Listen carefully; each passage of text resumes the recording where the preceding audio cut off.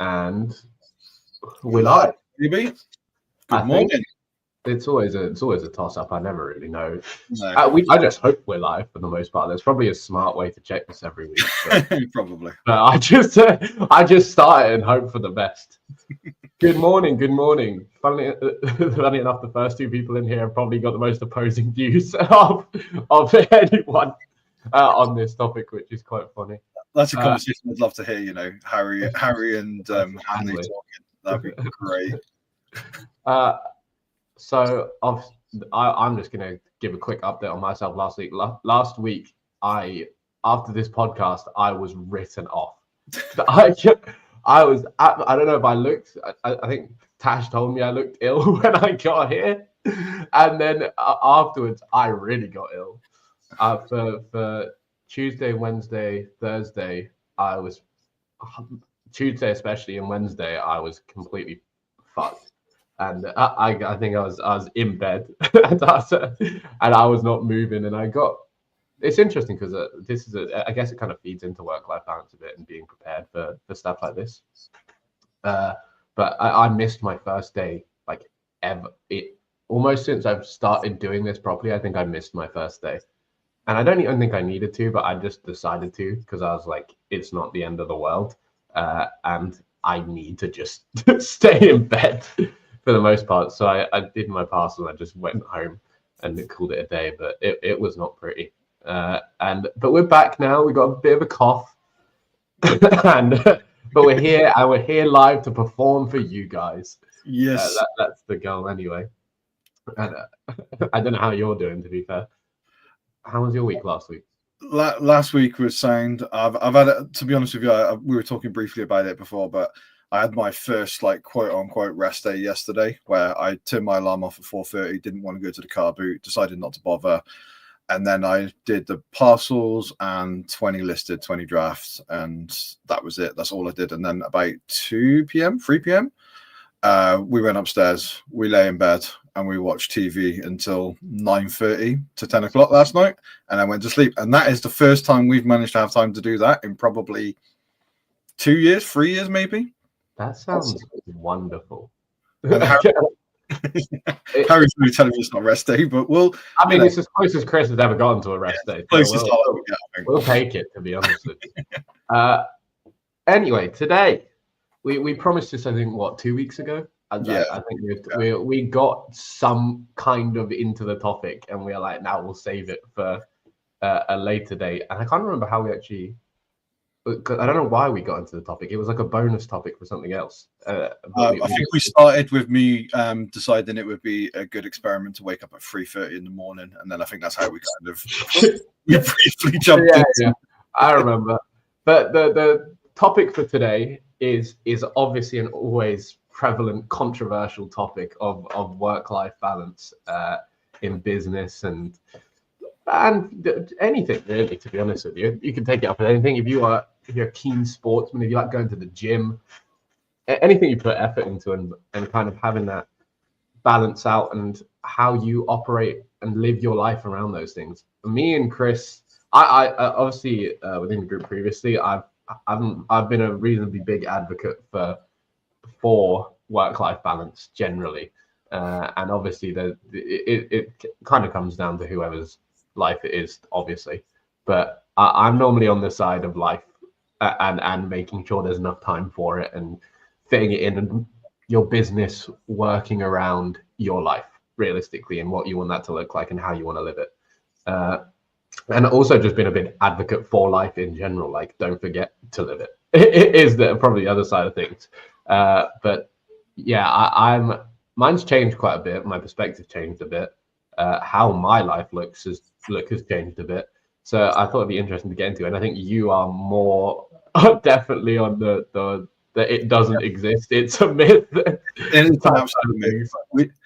It's the biggest myth that's ever been mentioned. And I can prove it as well very quickly. You're going to prove it. I'm going to prove it. You're going to come with science and stats to show that. I've got a couple of things written down here that. Hey, that's cheating. Again, you can't come with notes for this. Have you? Okay, I guess we should start with you. Actually, is interesting because have you always been that way? Like, have you always been on the train of, oh yeah, it's a myth, it doesn't exist, so on and so forth? No. So like obviously when I mean, going way back, I spent probably the most part of my 20s just gaming and doing not a lot. I wasn't working. I was a bit lazy, all this sort of stuff. And then I was part-time working like a checkout. It was the most miserable ever, right? And then I went into a delivery job, which I hated, but then I transferred to another one. And within a month of being there, they made me a manager alongside another guy that I used to work at the previous company with. And then when I was a manager at that job, I was doing maybe 60 to 70 hours a week, like on it. I was driving to London and then all the way around to Gloucester and then back up. That was like 12 to 13 hours. Then I was in the office for like 2 or 3 hours. And this is like every day, right? Except for weekends. So I was doing like 75-hour weeks, whatever. And that kind of was the spirit to start the whole process. I actually realized that when you're in a job that you enjoy, it becomes less work and more enjoyment. So when enjoyment, like so the office part, I hated with a passion. It was like I didn't want to be there ever, but because I was the manager, I was allowed to give myself a driving run. So I would be there at the warehouse for like 4:30, and then I'd be at Tottenham Stadium by like 7 in the morning, and that was my enjoyment because I would drive 3 hours. You were loving life. Mate, I don't think I could explain to you how happy I am when I am just driving around completely meaninglessly. Like I'm just driving around with no cool. As long as I've got a destination to go to, and then I've got another one and another one, I'm the happiest, mate. Trust me. This is where how long were you doing? Like 10 hours. So it would be anywhere between like 12 and 15 hours usually. Like and driving. You were buzzing. You were like, I'm loving driving around. There was multiple occasions where I'd leave work at like 4:30 in the morning after loading, and I wouldn't get home till like 7:30, nearly 8 o'clock at night. And I was tired because obviously it's a long day of driving, but I was perfectly fine. Like I was like, yeah, this is blessed. This is like the easiest it could be because I've done valeting and stuff like that, car valeting. It's like hard work. Like sitting on your ass and driving is not that bad. And that's kind of where I got like a lot of my work stuff from, like just hard work. And then that's when I started getting lazy with that job. But then like I would put myself on a slightly shorter route that would take like 8 or 9 hours. And then I was dragging it out to 12 because I was hitting all the charity shops in towns along the way to some of these deliveries. And then that's when the hard work really started. And then since I've been doing eBay, there's been no days of like not doing anything. It's hard work. But before that, I was lazy. So I think that's kind of my spur on is that I've had some pretty hard and harsh conversations with people I love about how lazy and annoying I was. And then from that moment on, mate, I've pulled it out, and now I believe I'm hardworking anyway.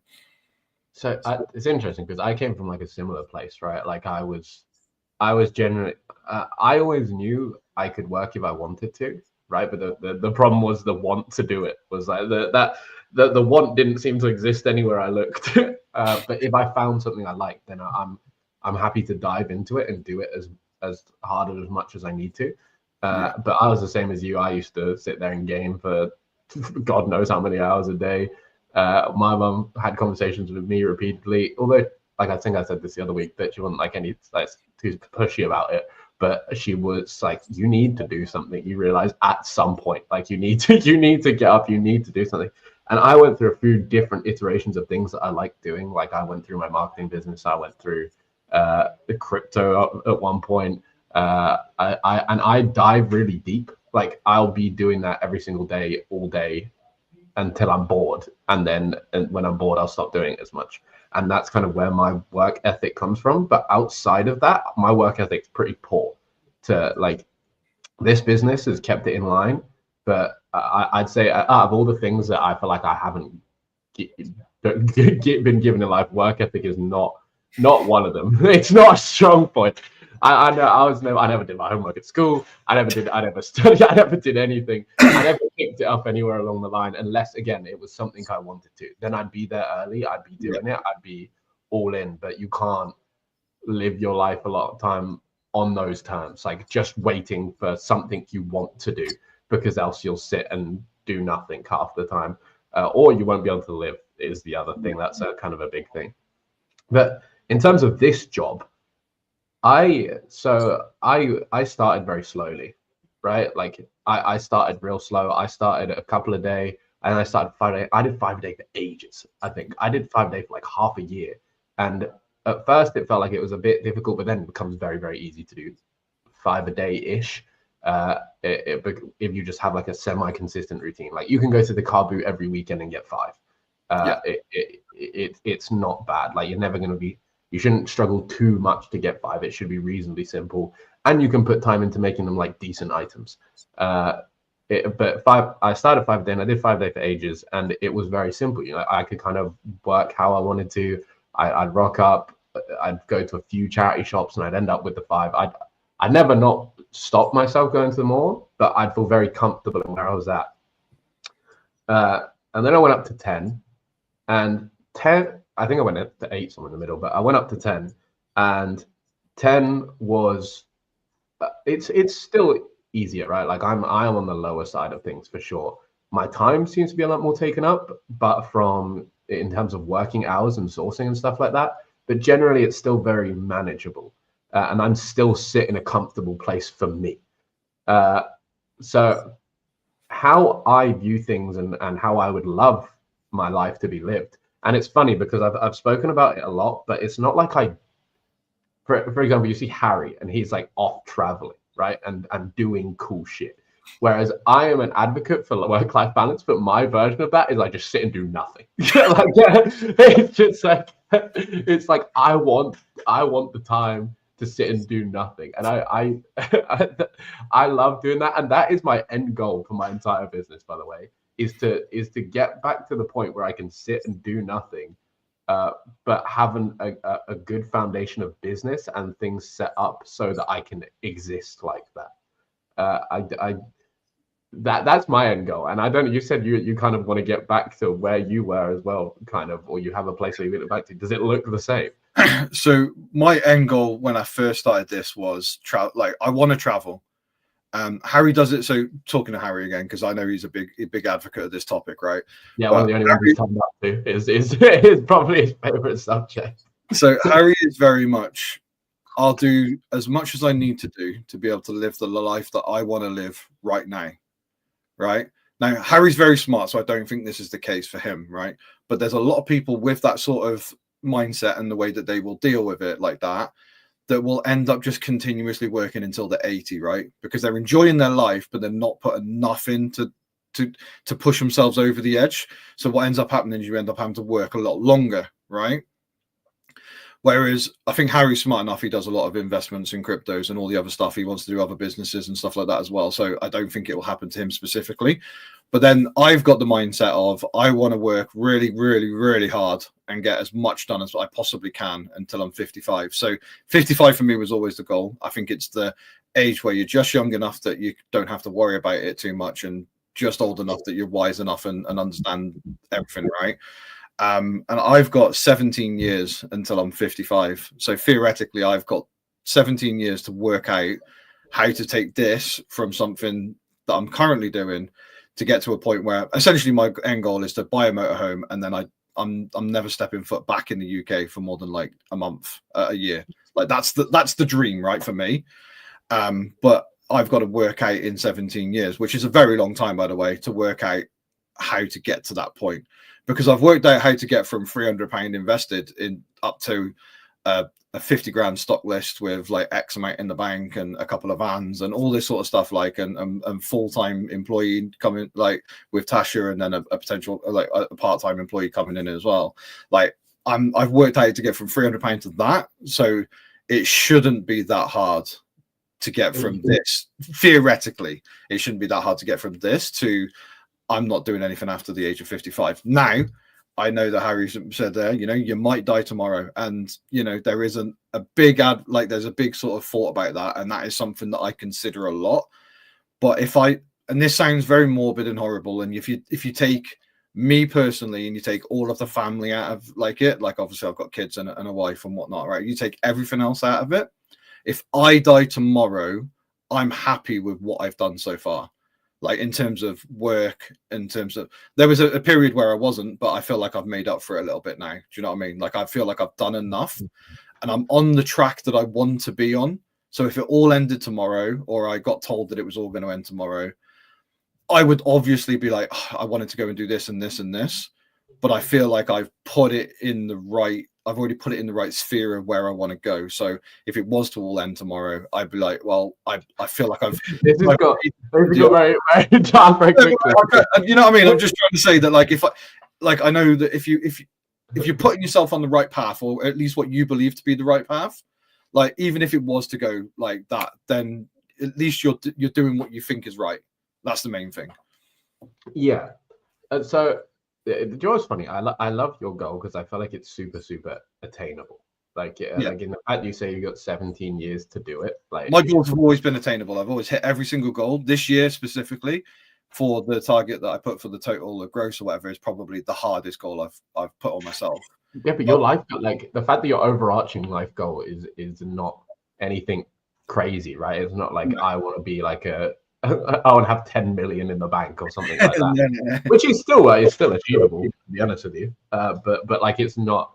You're just like, hey, I want to be chill. I want to live in. I want to buy a van. I want to chill. I want to go explore, which is really cool. Okay. There's like two perspectives of this, right? Which is yours, which is like I'm gonna try and work hard so I can stop. Like it's like I'm gonna put all this effort in now whilst I can. Also, whilst the opportunity exists at its fullest, to put in all that, and then I'm gonna take my foot off the pedal.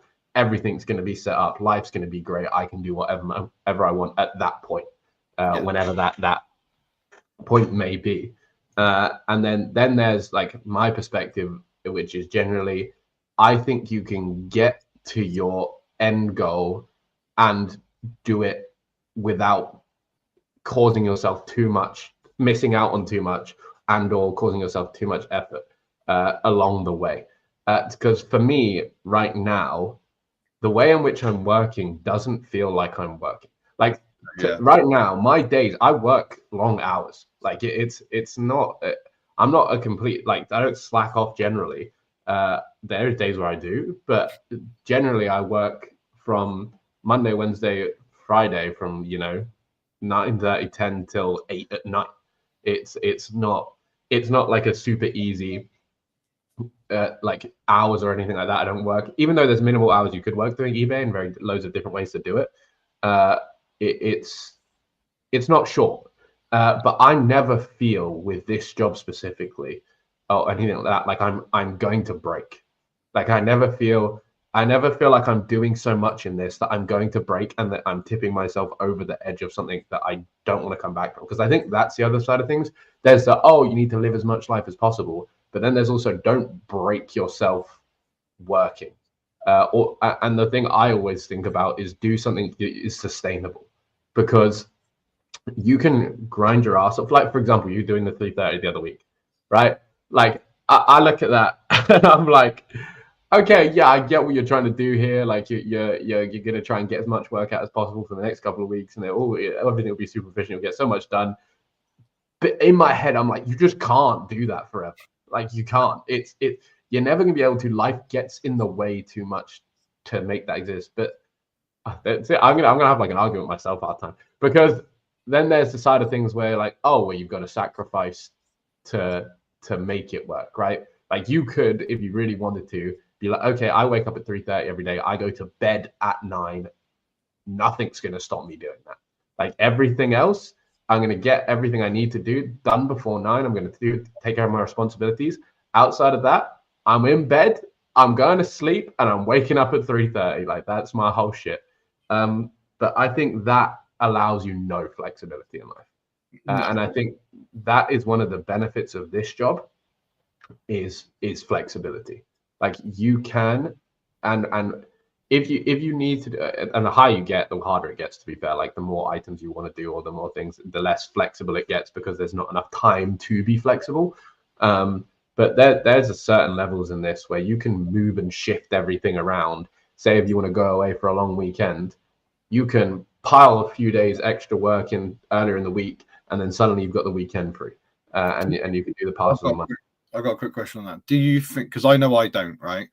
But do you think that you utilize the ability of the flexibility of what we do now? Do you think you utilize it enough in terms of like, because I don't remember the last time I went, well, I'm doing this as a job, so I don't have to do this. I can just go and do this. Like, or I plan. I don't feel like I use it enough. So everyone says that this business is flexible, right? Mm-hmm. But realistically, for me, it's one of the most unflexible jobs, rigid things I've done. Yeah, because like I post every day, so I have to post, like, in terms of like sending my orders, right? So I post every day, so somebody has to do that, right? Whether yeah, but you don't have to post Saturday, Sunday. No, so okay, all right, there's a little bit of that, but then if I'm listing 20 a day, then I have to list 20 a day, so I then have to do extra work. But I don't feel like I'm not the person that does a good enough job to be flexible. Like, I don't prep myself so I can have weekends off. I said to Tasha at the start of the year, we're going to have every Sunday off. In like 2 weeks, we're going to have every Sunday off for the entirety. We might go to the car boot and like just as a casual, but we're going to have every Sunday off. We're ultimately 2.5 months in, and yesterday was the most of a Sunday we've ever had off since we've been doing this. Like, I just feel like there's a flexibility, but then there's also like not utilizing it, and I don't think I utilize it. So I'm interested to know whether you think you've utilized it in the past enough, or whether you just utilize it at all. Because I know you don't really work much at the weekend, but you still do the minimum. So I think this job is flexible, right? But there's also a fear of it stopping functioning the way you want it to. So, okay, if you want to get the most out of this job, the flexibility disappears a bit because it promotes consistency. You're told that you should post every day, so you do. You're told you should list every day, so you do. Like, these things are like embedded fundamental beliefs in doing the eBay thing. I don't know how true it is a lot of the time. For example, I know people who have switched to 2 to 3 day postage, which therefore gives you a massive amount of time back, because you can post on a Wednesday and then you've got Thursday, Friday, Saturday, Sunday off, because you don't have to post on the weekend as well. So you suddenly get a massive amount of time back. You've got 4 days out of the week, and you can post once a week pretty much if you really worked it out, and it could work out like that. But the beliefs in this system is that you perform better, your business performs better, and the goals you want to achieve are going to be much more in reach, and you're going to grow better and earn more if you stay consistent, right? Like, if you take a week off of eBay, you lose no one's paying you. No, like, you still might make some sales, but you're not going to be paid the same way. That you're not going to get the same sort of traffic. You're not going to get all that sort of thing, and that becomes a pain to let go of, right? Like, it's like I want my business to perform well, so I could take a week off here. No one's stopping me. Like, realistically, I could fuck off and then not upload for a week. I'll have some sales trickling. It will be fine. But then you look at it and go, because you're like, oh, but what if it's going to take a while to start back up? I'm going to lose the money out for that week. I'm going to have my stock sourcing is going to go to shit. It's never just a week, because all the dominoes seem to fall on you. Yeah, it all caves in for like 2 weeks after. I think it took me 4 weeks. I took a trip to Scotland with Harry and that when we went to the meetup. Me, Tasha, Harry, Sheridan, and Kirsty, we all went to like Scotland for like 5 days or whatever. And I posted 5 a day along that time. So at that point I was doing 10 or 15 a day. And we went down to 5 because we wanted it to be like a little bit more relaxed. And we were still posting items every day in terms of like shipping. I paid my daughter and her boyfriend to do all the shipping for me, so that was all covered. It still took me nearly 4 weeks after going straight back to it before it started to catch back up to where it was before the trip. So it feels like even 5 days, 7 days can really impact your month. So if you're taking a week off, realistically, you're actually taking like a week off, and then you're probably losing sales for the next 2 or 3 weeks, unless you overlist afterwards to sort of like try and push it back up. I'm just going to run back and check what people are saying about their general life balances themselves, because I'm interested, because this flexibility thing is interesting, right? Because again, I think a lot of it is based around the myths of eBay, Like the reason it feels so inflexible is based around It's, like I know people that do all their uploads on one day, and yeah, then they call it a day and move on, and then that they're chilling the rest of the week, and they take all their photos on that day, and then they'll upload all their listings on that day, and then they'll do. And realistically, I don't know if there's any proof of half the things it's that. quite for me. It's quite interesting that I would say me and Hanley are probably on a similar like sort of trajectory and sort of like mental understanding or like way of thought process for this, right? And then you've got you and Harry that are on the other side, right?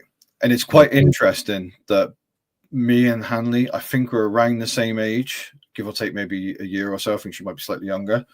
And then we've both got kids. And then I think Harry's around 30. And then you're like, what, 27, 26? I love that you didn't know his age when he's one of your best friends. I know. I said around 30. He's 30, right?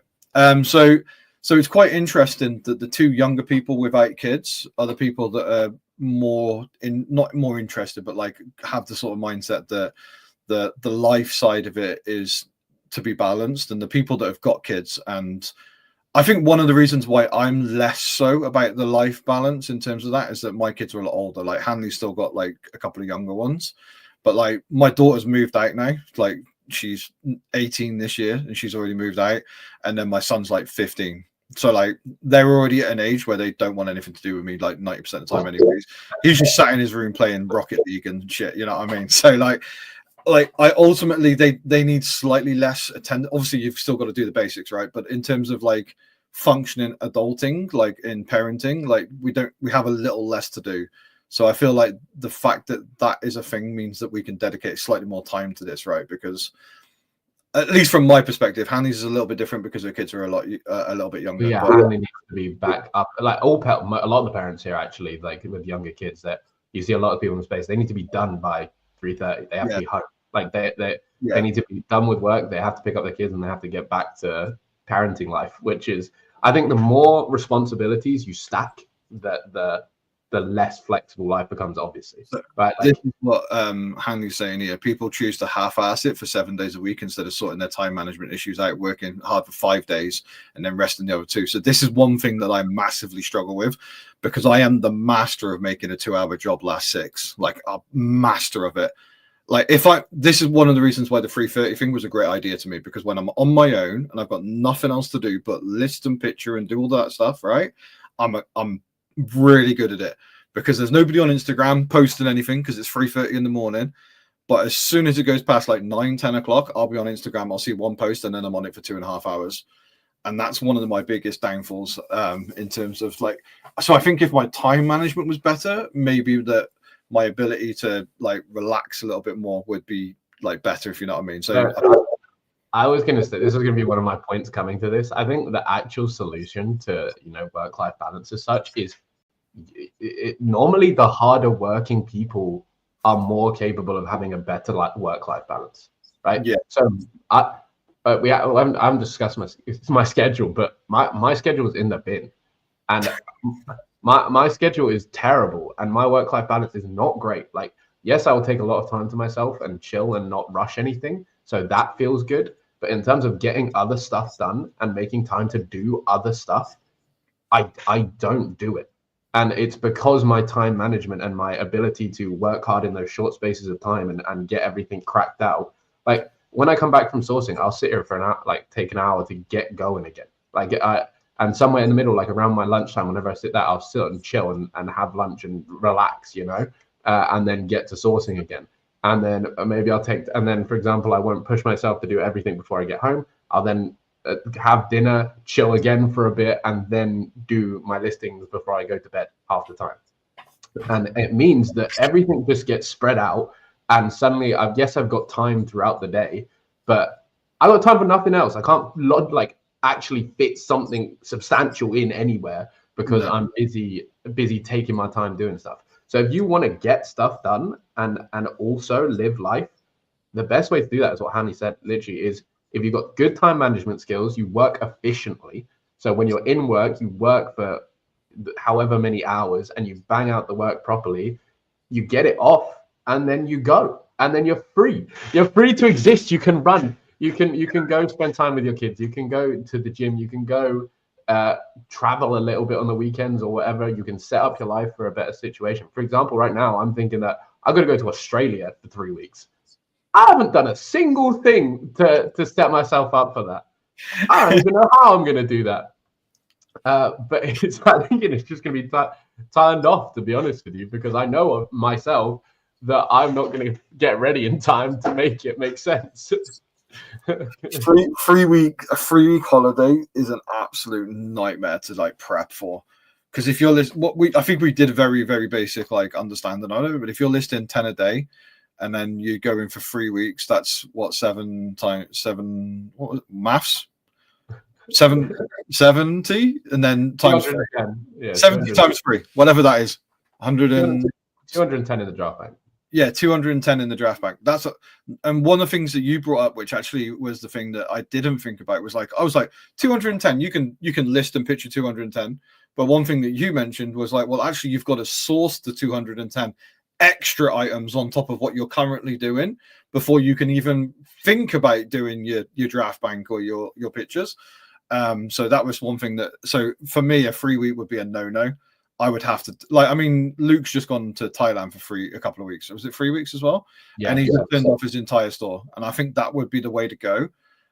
In my opinion, it would, mate. Like I said, those 3 weeks are going to turn into 6 for Luke, unless he really goes to town when he gets back.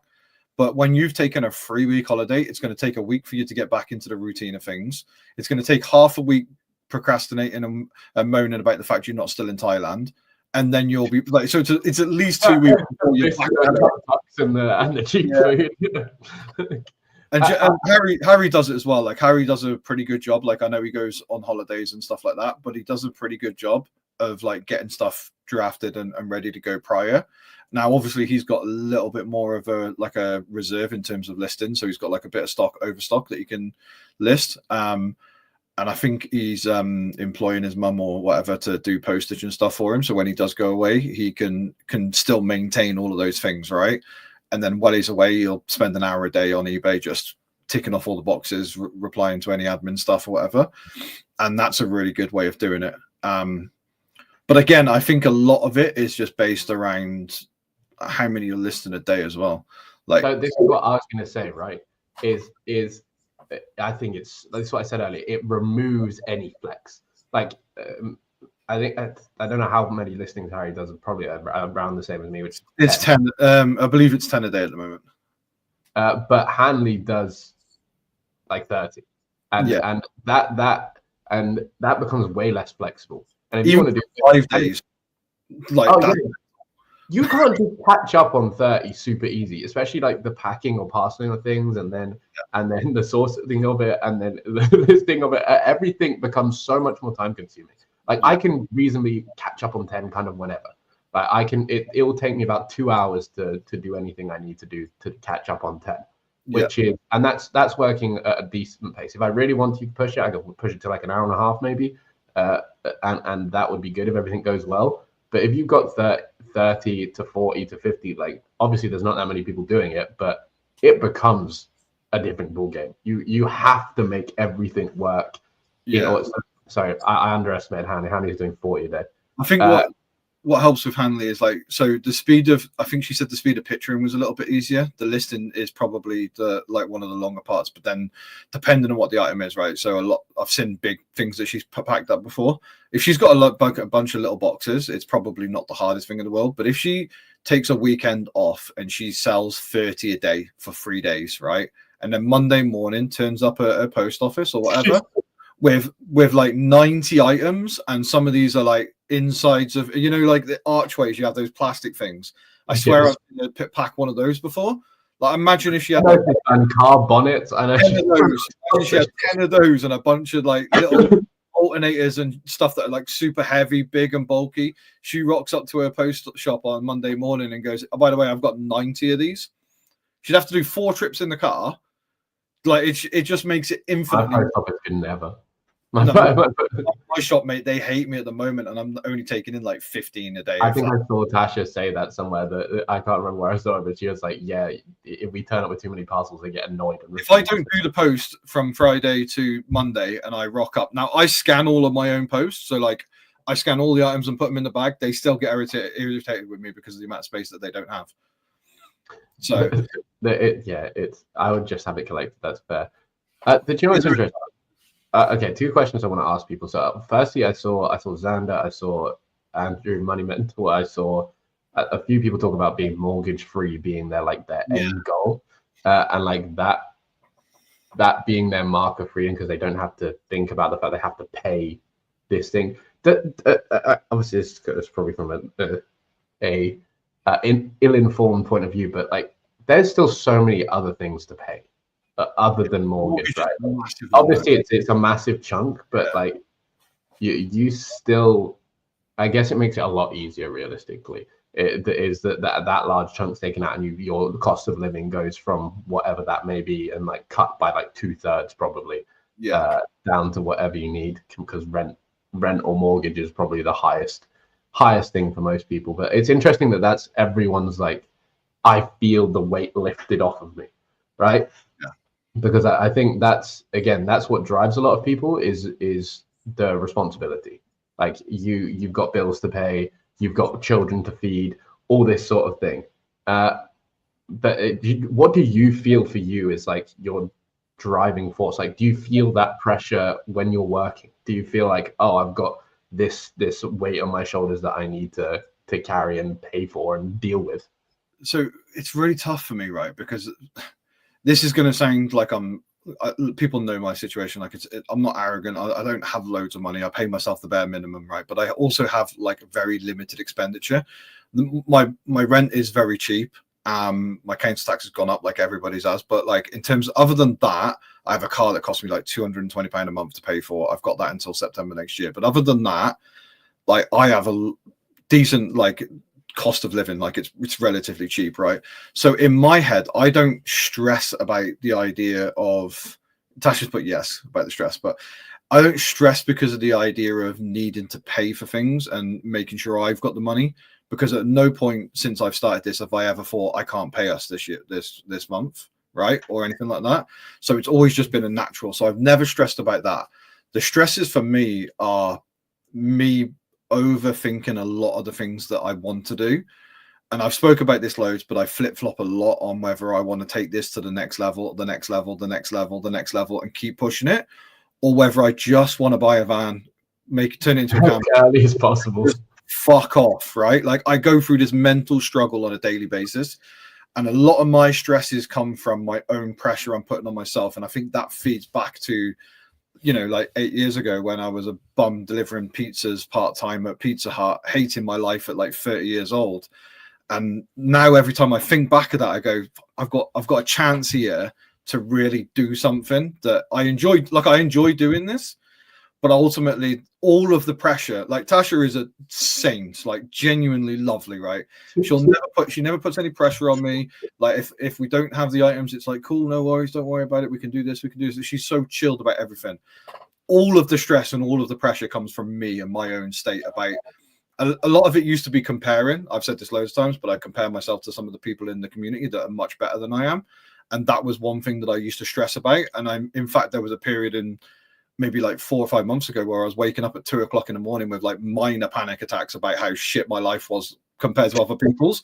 And it was mental. And thankfully, like touch wood, I'm good with that now. Like I'm not putting that amount of pressure on myself. But a lot of the stress and pressure just comes from what I want to do and how quickly.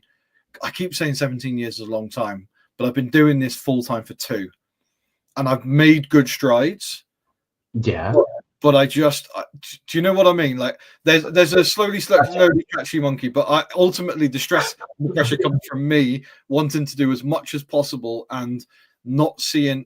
I've slowed down a lot, and this month I've made some changes, which we'll talk about in a bit, with like preparing for the future in terms of how I want my life to be.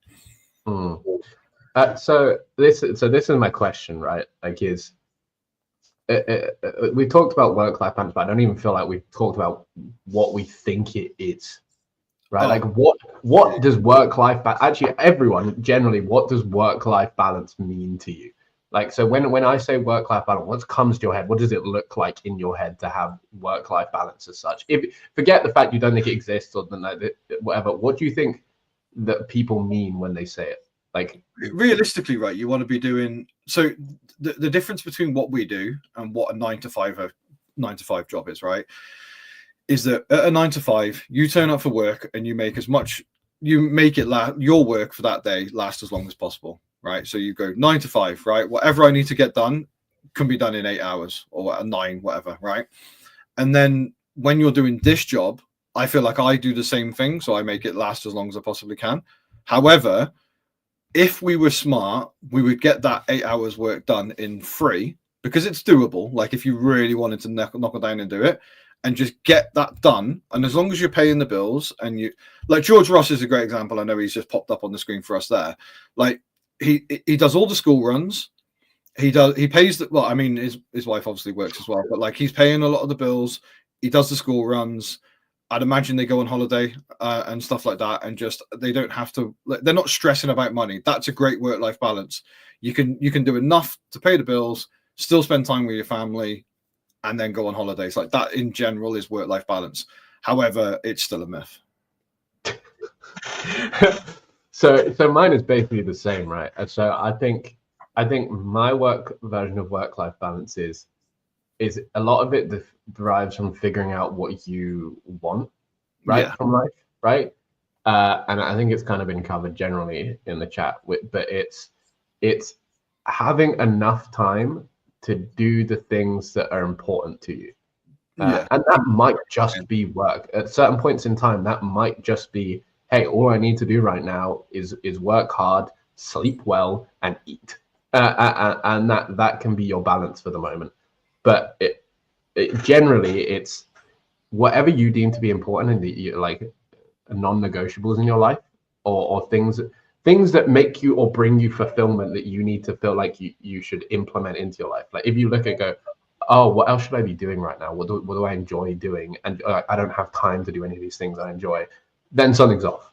But if you can work and still feel like you're ticking off all the boxes that are making you happy still, and like making you a healthy human being, by the way, I feel like that's a side note that I feel like a lot of people ignore for the most part in work-life balance.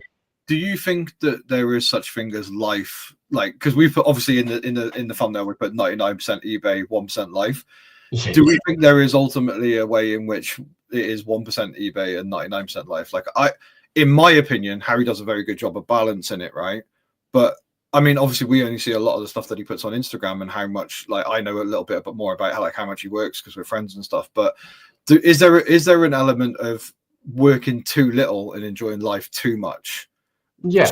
So in the other way, to the people like myself who would probably quite openly admit that I probably work too much versus enjoy my life. Like, is there a argument to say that some people are not doing enough, or is there an argument to say that absolutely, right, ways? That's what, like, it could swing both ways as well. Okay, so the same way you could die tomorrow, right? Like, the same way you could become ill, or a massive amount of circumstances could pile on top of you, which means you can't do anything anymore, right? And if you haven't prepared as much for life as a future, like, the early you can prepare yourself to step away, the better, realistically, because you want to be in a position where nothing is of concern for you. For example, paying the bills, paycheck to paycheck, is great. You become seriously ill, you've got nothing to back you up. You're then surviving and then put in a high pressure situation to be able to live the rest of your life at that point in time.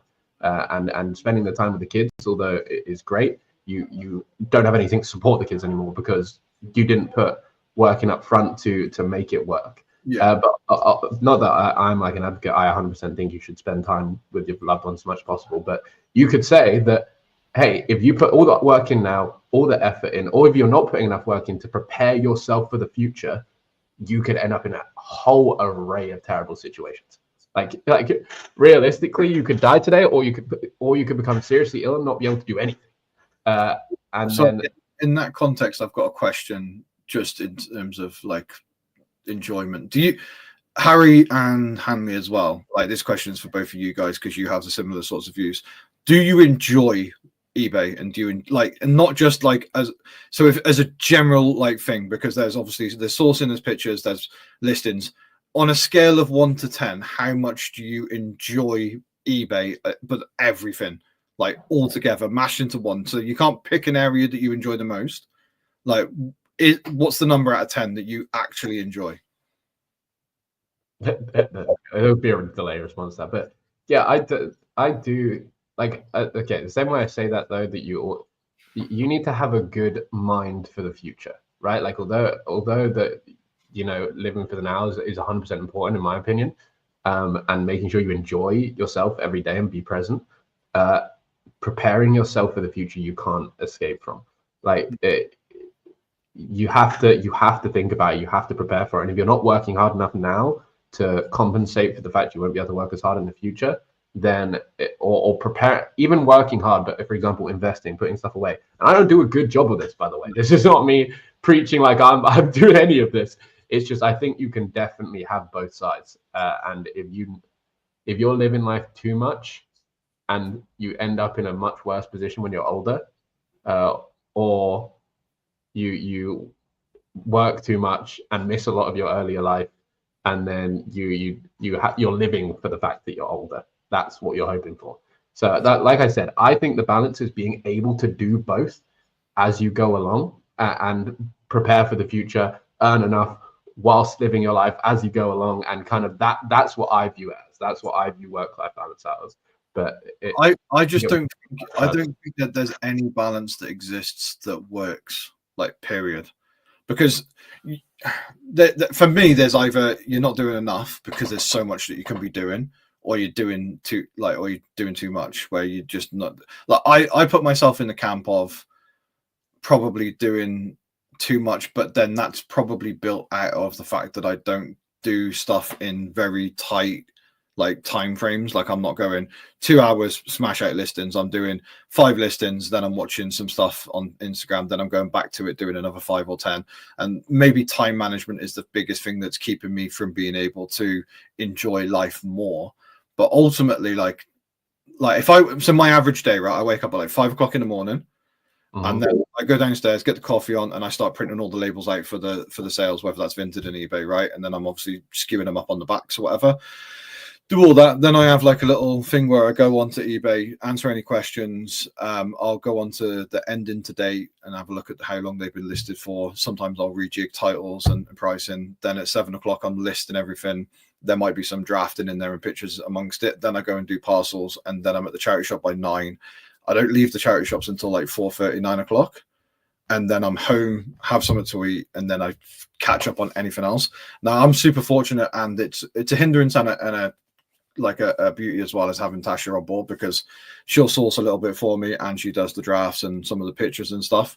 But ultimately that is an extra expense in terms of costs, right? Yes, she's doing a lot of some of the work for me and helping with that, but obviously it costs like the same amount I pay myself, right?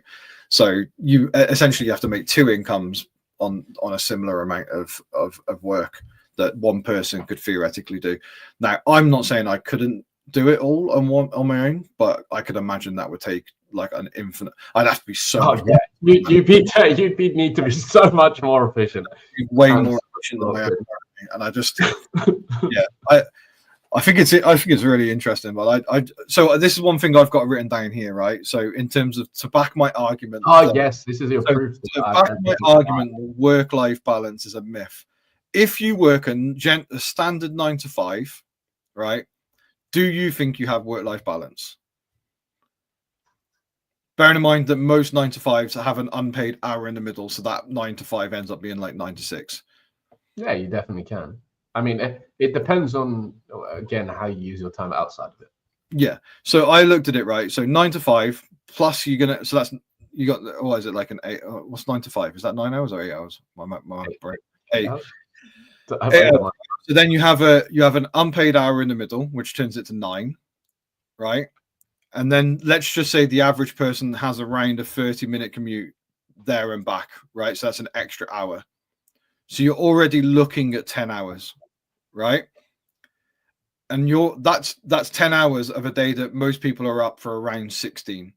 So you only have 6 hours left, right? It was a 9-hour day, apparently. Didn't do the math. Fuck. Anyway. Takes you up to 11 then. Yeah.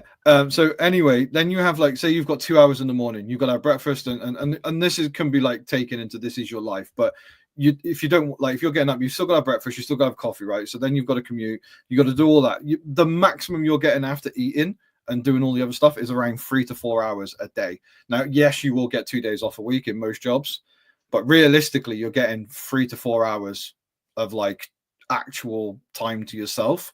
And most of that time is after 6 p.m. And then weekend. But then it might not be weekend. Some people, not all people work Monday to Friday. And then you've got to work out that sometimes if you've got a Tuesday off, all your friends might not. So then you might, or your missus might not. Yeah, but you're talking about like the average person here, which is what you're going off of. Yeah, so I think it's a myth because realistically, even in a 9 to 5, the balance is off anyway.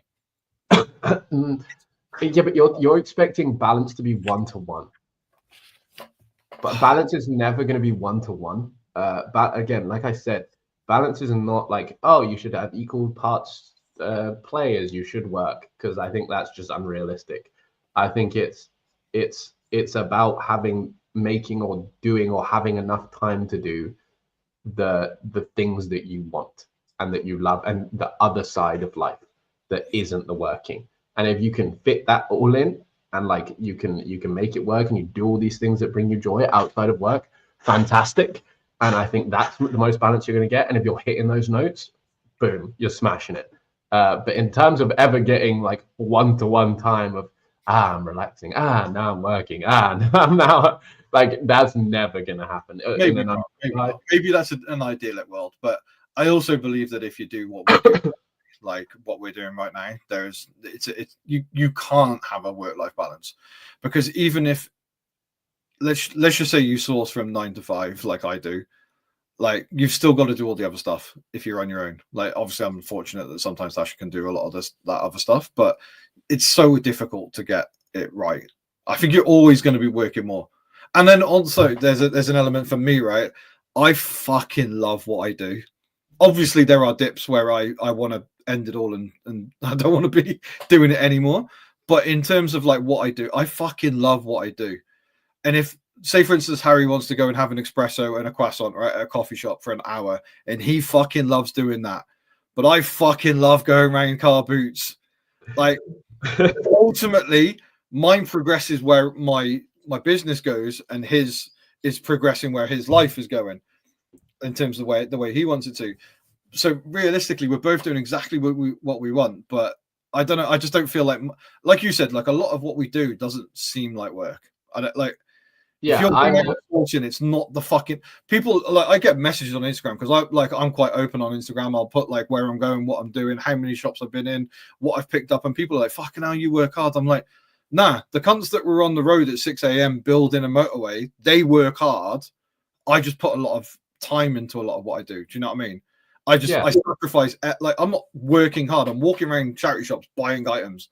I'm essentially just chilling, like walking around. You're not in the mines, you know. I'm not cracking your back trying to break through some rock. Like it's not hard work. Yes, there's some graft to it, and there's a consistency and a bit of a slog to it. But like I'm not working hard. Like it's that's what I said. I never ever feel like I'm working hard, and yet you work harder than me, like in terms of how much you do. But like I think as long as you can carry on and do it as you go along, and it never feels like you're gonna burn out, you know, like realistically, and ruin yourself or your life because you're fucking yourself. You're winning, in my opinion. I think you're winning, and I enjoy that, and that's kind of my view on work-life balance and how it all kind of comes together. If you're enjoying your work and you can be someone who loves work. That is fine. Like the reward and that's how I feel. But then I think what the issue is that sometimes I'll watch a video about like just going in vans and just driving around, doing absolutely nothing, chasing waterfalls, doing all this sort of stuff. And I'll talk to Harry and he'll be like, oh, I've been to Norway. And there's an underlying sort of envy and jealousy of like being able to do that and just go, fuck, I wish I could do that. Now I could, I choose not to. But at some point, like my brain's going to have to switch because that's what I want to do eventually, right? Mm-hmm. But my worry is that when I get to 55, I'm going to be like, I can afford to retire. I've done everything I want to do and then just never do it. And that's a little bit of a worry because I feel like I've switched from being one of the laziest people I've ever seen to one of the more hardworking people in my like the people that I know. And then is there an ability to switch or turn that down? So that okay, there's you. I thought I could start a whole new one from here, but yeah, I think that the mentality of when we talk about work-life balance and kind of making sure you do the things that are important to you, but then it's like I have a view of living your life to the maximum because you have one. I'm not talking like sex, drugs, rock and roll every fucking day, you know. Like I'm talking like getting as much life experiences under your belt as possible because you're not coming back, right? Like that is what I want to do. And to me, what's funny though is it also involves motivation to do that. Like you have to put effort into planning. You have to put like effort into wanting to do that and going and doing these things because they won't just come to you a lot of the time. Like it's the same as going and getting work. You have to go and get the experiences, and that's like a whole different thing. And I think a lot of the time people forget to do that, and then I think you get to a later point and you go, oh, suddenly like I'm much older and I didn't do all the things that I wanted to because I never made time to do them. I never went after them. I never got those life experiences under my belt. Yeah. And I think that's where coming in and doing it as you go and making sure you live your life as you go is really important. But there's the whole side of other things. It's like, oh, what's the point of life? You know, is it to be happy and feel fulfilled and rewarded? And maybe that's just for you is working and then you achieve your next goal. Feels good. I'm happy. Love that. Move on. I got my family. I'm living my life. Maybe that's good for you. It's like, there's so much. There's so much. Like if you get into what the point of everything is and how you should go about things. I think there's like two major ways of doing it. There's ways of doing it like I keep using Harry because he's such a poignant like conversation piece for this. There's people like Harry that want to do both. They want to work and they want to enjoy their life, and they're trying to do the best they can to make their work so like meticulously thought out that they can enjoy their life, right? And then there's people like this is the camp I'm in, which is you work really hard for a small amount, like for I guess 17 years isn't a small amount of time, but like a small amount of your life, and then you reap the rewards and the benefits after. Now, obviously, there's a lot of things like you can get hit by a bus in a week, whatever, all those sorts of things. But let's just go off the context of us living until we're 80, 85. Like anytime, like after 55, you know what I mean? Like there's an element of being like, right, I've got a long time here just to chill, do all the things I want to do. And ultimately, I probably still like maintain some kind of reselling, right? Like I love going around charity shops. I love the idea of getting bargains and doing all that sort of thing. But I also think there's an element to like with a lot of the conversations that have been happening recently in terms of like used clothing and eBay, like maybe like teaming up with brands, and then it forces resellers out. Like we've got a small window of opportunity here that might not exist in 10 years time. Like there's AI coming, there's lots of different things that could really, and ultimately like you speak to anybody who's been doing this for 10 years ago, it was infinitely easier than it is now. Yes, you would have to know more because you didn't have like the phones and stuff to do a lot, but realistically, like it's infinitely more easy to get into now, but it's also infinitely more difficult to find the items because a lot more people are doing it. And even in the charity shops now, it's getting harder to find stuff because they're researching. I just ultimately think that we've got a very small window here, maybe 10, maybe 15 years of like continuing to do this. And obviously, you know, we're building up a skill set here that can transfer. But I do think that what we are currently doing right now potentially is going to be a thing of a past in 10 years. I mean, I think that's the same with like, I think almost every job, there's like a bell curve, right? You jump on and it's you're a good, you jumped in at a good opportunistic time. Everything's going up, life's becoming easier and easier and easier. You're one of the people first in the space. It's going great. And then, people figure out it's a good job. And then slowly people get on board on the job, more and more competitive in the space. Other opportunities start to diminish. Different things happen, life changes, technology advances. And then you start falling to the other side of the bell curve, which is, okay, now we're on the decline. Now there's so much competition. This is much harder. Everything's difficult. Oh, there's a massive player that's coming and taking the chunk out of the space. Like, yeah, I think almost any job and opportunity ends up looking like that. Like, for the most part, there's definitely some jobs that are like future proof as such. But I think realistically, I don't think you go into any job and it gets less competitive and easier as you go along. Like it's the more the opportunity is shown to exist, the more people are going to get on board with that opportunity and take advantage of that, and the harder it will become in the field. But again, there's always something else out there. Like realistically, I think Flips and Fines and Flips said that it's difficult because you want to go out and make experiences in life and stuff like that, because obviously life is not guaranteed. But then the flip side to that is you kind of need the money to go out and have the experiences. I mean, there are experiences, and you can just go and. There's a guy called, I think his name's Kieran or Kieran, like he's Irish. I don't know how he pronounces it, but there's a guy on Instagram that I follow, and he basically just used to jump in the back of his car with a blow up mattress and a quilt cover, and he used to just go and drive all over Ireland, sleeping wherever he wanted, just going around forests and waterfalls. So theoretically, I like the idea of it, but obviously I'm a comfort creature kind of guy. I want a van with a nice bed. But theoretically, if I wanted to go and have that experience, I could just have it. But obviously, I'm just going to be uncomfortable and whatnot in a car or a small van. So there's a million different ways to do this business. Yeah, some lead to different outcomes than others. There's a million different ways to do life. If you want to talk about something that's got infinite possibilities, living your life is one of them, and balancing however you want to do that is kind of up to you. But I think you can do it.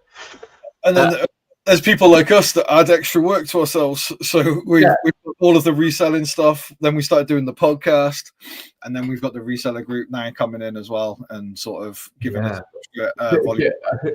Like I said that I'd already put like I'm taking up a lot of time, but yeah, we've added that to our repertoire for people that don't know. Me, Chris, and Kaylee have started our own little reseller group. There's obviously a lot of controversy and people hating or liking or whatever reseller groups in the space, but for anyone who doesn't know, we started it because we enjoyed what we got from being part of a group, and we wanted to make basically a UK space for that and build it into something that's going to be as beneficial for everyone in the UK at all levels as possible, and hopefully foster good sense of community, some growth, and people really enjoying themselves and finding friends and other people alike and along the way. And yeah, to be honest with you, it's pretty simple. I don't think it's too complex. I feel like people ask. Do you want to field a tough question based on the group? Because there's one in here we can look at. So it says, Uki says, genuine question, with all the controversy surrounding reseller WhatsApp groups and the guys that you were affiliated with, how does your new reseller group differ and does it include the same troublemakers? I mean, it depends what your view is on who's who, to be honest with you. But I don't consider the controversy and everything that went on around the group we were in, a lot of it was hearsay and whatever. Obviously there was always going to be beef between people in any sort of community because not everyone's always going to get along, but I'd like to hope that it's going to be again a good space for everyone. And in terms of how it differs, I think so obviously there's a few UK based reseller groups, right? I think the goal with this one is none of them are done in the style that we want right now.